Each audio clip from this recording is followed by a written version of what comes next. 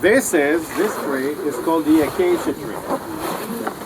And why it is so important for us? Because that's the only tree that the children of Israel saw when they walked 40 years in the desert.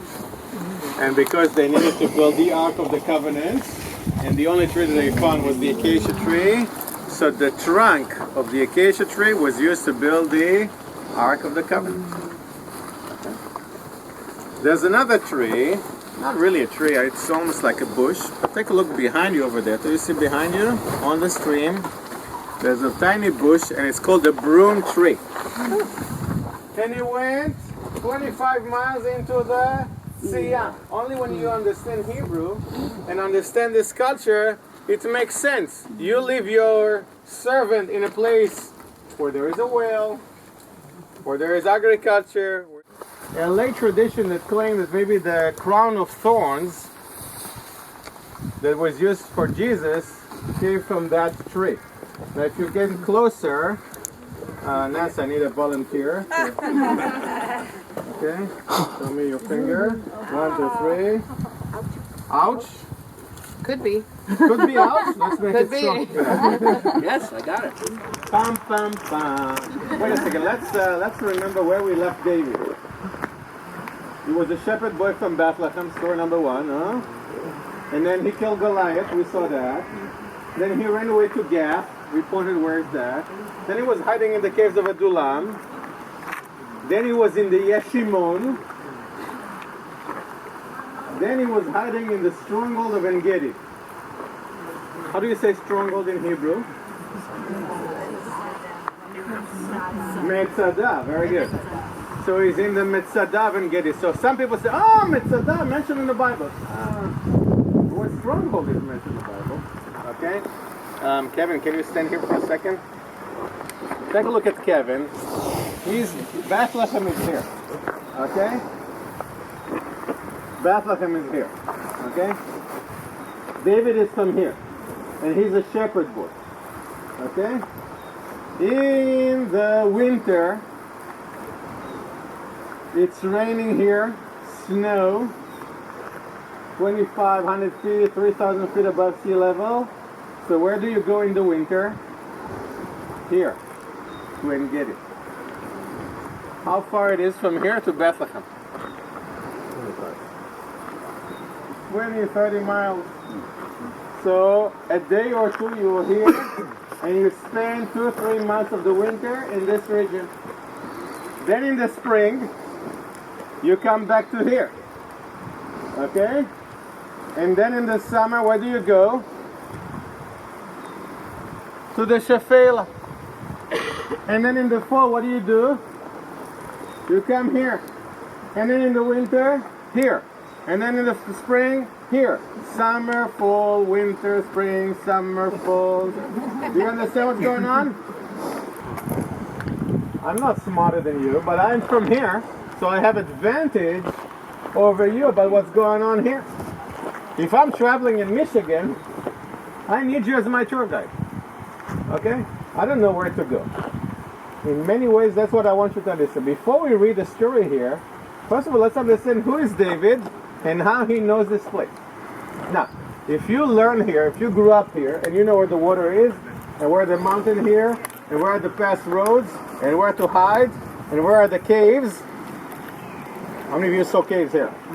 Yep. So you know where to stay and where to hide and where to be. Now let's go to 1 Samuel 24, verse 1. Laura is reading loud. Go ahead. I love the color of your son. After Saul returned from pursuing the Philistines, he was told, David is in the desert of En-Gedi. Desert of En-Gedi. Which desert is that? Midbar, Tzia, Yeshimon. Officially, this is Tzia, no? We walked one day, and this is an oasis. But in this case, it's written as Midbar. One of the reasons, because it looks like a fertile land compared to the rest. Okay?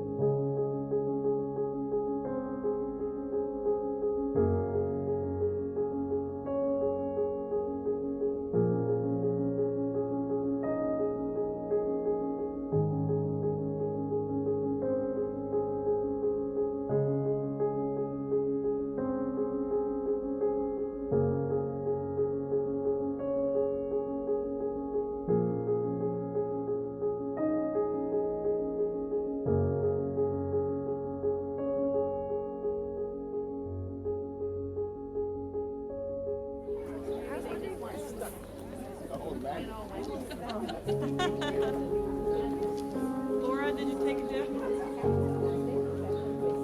My hand did.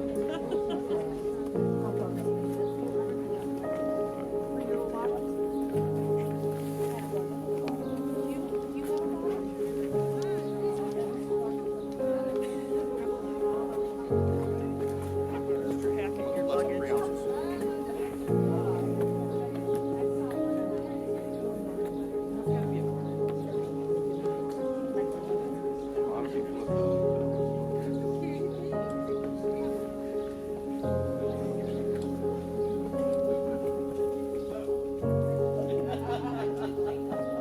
What are you talking about?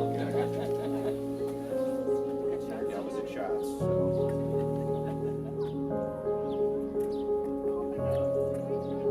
Stand over here. Sit up here. You stand up here. On the chair. So, yeah, you gonna take a picture? Yeah, but you just stand up.